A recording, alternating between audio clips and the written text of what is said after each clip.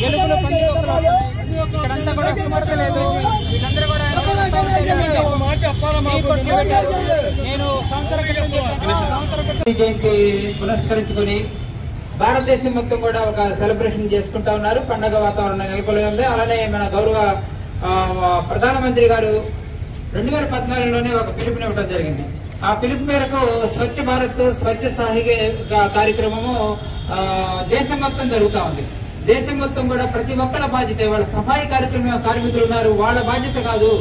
ఈ హాస్పిటల్ గానీ, ఈ మన పరిసరాలను గానీ, మన దేశాన్ని గానీ, మన రాష్ట్రాన్ని గానీ, మన గుంటూరు జిల్లాని గానీ, మన హాస్పిటల్ గానీ పరిశుభ్రంగా ఉంచుకోవాల్సిన బాధ్యత ప్రతి ఒక్కరికి ఉంది. ప్రతి ఒక్క మనిషి యొక్క బాధ్యత ఉంది అని చెప్పేసి ఇది ప్రతి ఒక్కళ్ళ బాధ్యతగా గుర్తించి మన గౌరవ ప్రధానమంత్రి గారు 2014లో ఒక పిలుపునిచ్చి అది రాష్ట్ర వ్యాప్తంగా దేశవ్యాప్తంగానే కాకుండా ప్రపంచ వ్యాప్తంగా వాళ్ళ మన్ననలు పొంది ఇవాళ కీర్తి ప్రతిష్టలు అందుకొని ఇవాళ స్వచ్ఛత హీ సేవ గ్రీన్ ప్రోగ్రామ్ ఇది ప్రపంచం మొత్తం హర్షిస్తున్న వేళ మనం కూడా చేయాల్సిన అవసరం ఉంది.